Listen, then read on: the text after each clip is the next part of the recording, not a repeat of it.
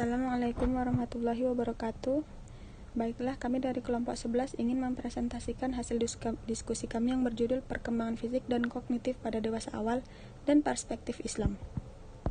Nah, pada kondisi dewasa awal, kondisi kesehatan fisiknya yaitu ditandai dengan memuncaknya kemampuan dan kesehatan fisik. Kemudian pengaruh genetik pada kesehatan, dan yang ketiga itu pengaruh perilaku pada kesehatan dan kebugaran. Nah, pengaruh perilaku terhadap kebugaran contohnya nutrisi dan kolesterol. Mengkonsumsi lemak meningkatkan resiko kardiovaskular, terutama level kolesterol. Mengontrol kolesterol melalui diet dan medis dapat secara signifikan menurunkan resiko kematian. Nah, kemudian yang kedua yaitu obesitas, peningkatan cemilan, ketersediaan makanan cepat saji yang murah, makanan berukuran super, makanan berlemak tinggi, teknologi yang menghambat pemakaian tenaga, itu semua menyebabkan terjadinya obesitas. Nah, kemudian yang ketiga yaitu merokok. Para perokok memiliki resiko terkena serangan jantung pada usia 40 dan 50-an mereka. Kemudian yang keempat yaitu alkoholisme. Penyakit kronis yang melibatkan ketergantungan terhadap alkohol menyebabkan gangguan pada kenormalan fungsi dan pemenuhan kewajiban. Nah, selanjutnya yaitu isu-isu seksual dan reproduksi. Yang pertama yaitu premenstrual syndrome atau yang biasa kita sebut dengan PMS adalah gangguan yang menghasilkan ketidaknyamanan fisik dan ketegangan emosional selama 1 atau 2 minggu sebelum masa menstruasi. Simptomnya berupa kelelahan, sembelit, kecanduan makan, dan lain-lain. Kemudian yang kedua yaitu penyakit menular seksual PMS. Isunya yaitu sekitar 15 juta orang di Amerika Serikat terinfeksi oleh 1 atau lebih penyakit seks menular setiap tahunnya. Nah, kemudian yang ketiga yaitu kemandulan. Kasus kemandulan pada pria adalah produksi sperma yang terlalu sedikit. Walaupun hanya dibutuhkan 1 sperma untuk membuahi sebuah ovum, sperma yang berjumlah kurang dari 60-200 juta per ejakulasi menjadikan kehamilan tidak terjadi.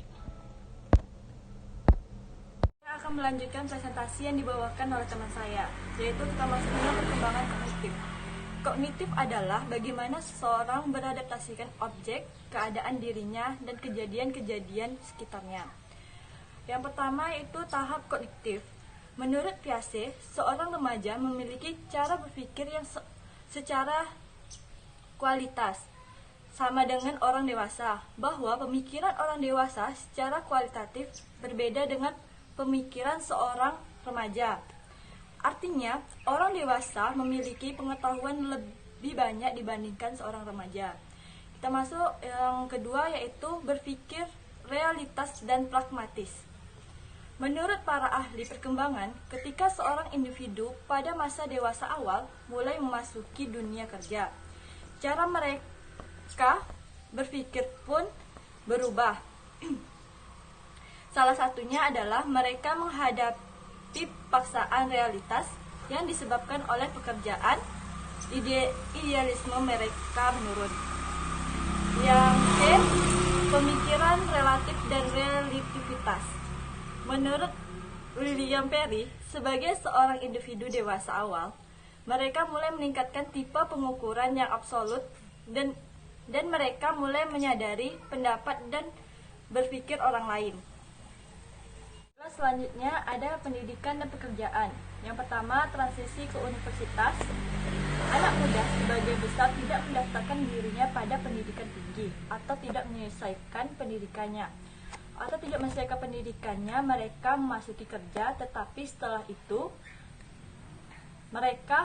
tak banyak dari mereka akan memasuki ke sekolah lagi setelah beberapa waktu kemudian. Yang B, memasuki dunia kerja. Pendidikan mengembangkan peluang pekerjaan dan kemudian mendapatkan uang untuk membantu membayar kuliahnya. Yang ketiga, kompleksitas kognitif pekerjaan. Otak memberikan penjelasan bagaimana orang menghadapi penjelasan yang kompleks. Perkembangan yang sempurna pada lobus frontal pada masa dewasa awal telah memungkinkan orang untuk melakukan beberapa pekerjaan dalam suatu waktu. Yang D, pendidikan dan literasi orang dewasa. Literasi merupakan persyaratan fundamental untuk berpartisipasi bukan hanya di tempat kerja, tetapi juga dalam segala segi masyarakat informasi modern orang dewasa. Terpelajar adalah mereka yang mendapat menggunakan informasi sebagai mencapai target mereka dan mengembangkan pengetahuan dan potensi mereka. Baiklah, sekian dari presentasi saya. Saya akhiri dengan